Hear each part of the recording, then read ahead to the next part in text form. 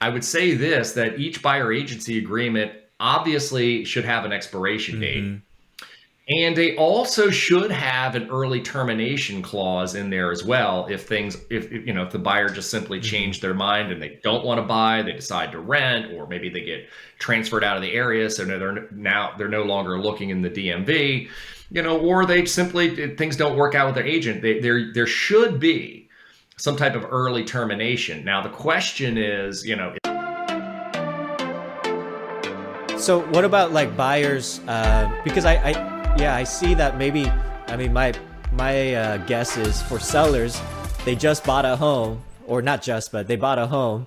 They know how important a realtor that represents them is after purchasing it. They're like, okay, I'm gonna make sure whoever's selling my property, I'm gonna get top dollar, as well as they're thorough. They know what they're doing. But for a buyer, let's say they're already contracted with, or maybe they're not and they don't even know it, that they can switch realtors, or maybe they are contracted and they want to switch. Like, how do they go about doing that? Because I think what you're bringing up on both sides is you want to look for a realtor who has a good game plan, right? Who, for you, like, if for a buyer coming in or a seller, it's like, here's my game plan on how to get you the home you want, or to sell you at a premium price. Here's what I'm going to bring to the table and help you do, which I think is a little bit opposite or contrarian to most what buyers think, right? Because most buyers are like, I found homes on Zillow, or what are they going to do beyond sending me links that I could already find on Zillow? So like, maybe it's a couple of things of, I know we're opening up Pandora boxes. Like, if you could go further deeper into maybe the first question I have in my mind, which is, how can buyers, if they're in a contract, how do they kind of get out of it and go with somebody who is willing to put up a game plan for them?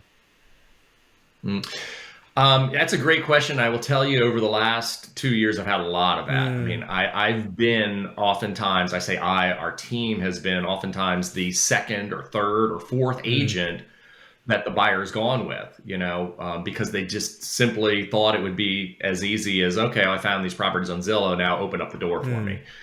And it's not like that. So, to those buyers who are in well, first of all, just because you've gone seen a few homes as a buyer with an agent doesn't constitute an agency relationship. Just because you've gone out there and looked and agents opened up a few homes for you doesn't mean that agent's representing you.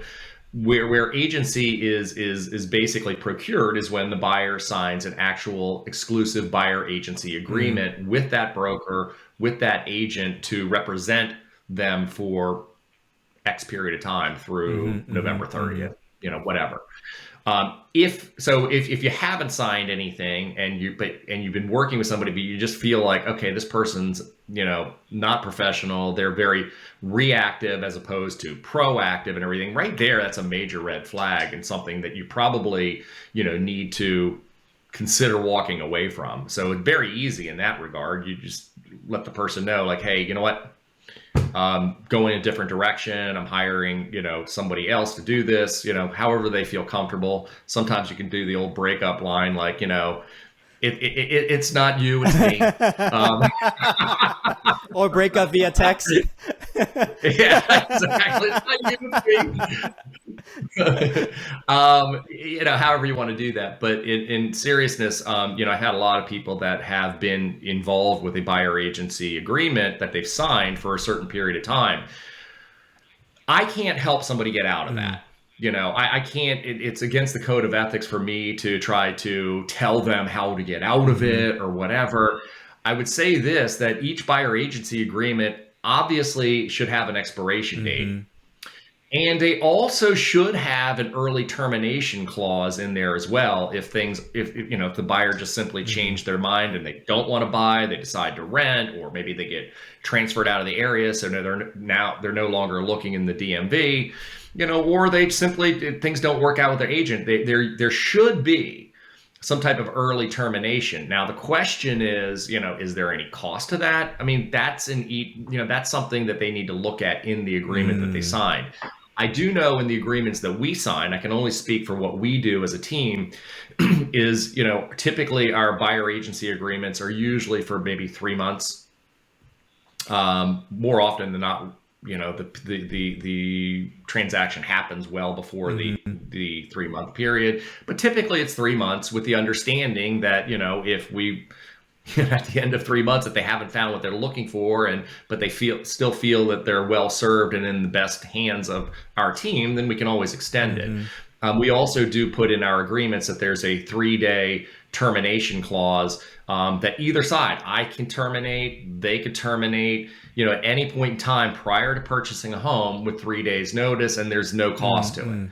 And that's kind of us putting our neck on the line there, because we're not getting paid while we're out showing homes and doing all this. The only payday occurs only if we're successful and get them to the closing table, and they get the home of their dreams, and we navigate all those hurdles and get them to the finish line at that point in time, and only at that time is there a payday. So we really put ourselves out there, and that's kind of like our belief that they're going to be well served, because at any time you could really walk away, 3 days notice, and heck, I don't even know why it says 3 days. It could be 3 minutes. I mean, if these people make a choice that we're not the right ones for them, or they simply decide that they're not going to buy a home, that they're going to rent, then there's no reason to to try to capture anybody. I mean, to me, it's all about win-win. If it's not win-win for each side, then you shouldn't be doing it.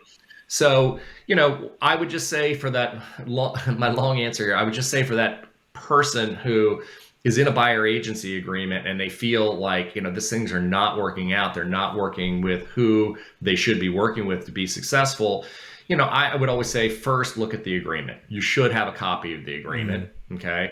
Look at the agreement, see what the expiration is, see if there's any early termination, see if there's any cost to terminate early. And, if there is, and there's a problem or whatever, it's hard for them to be able to terminate without there being a cost.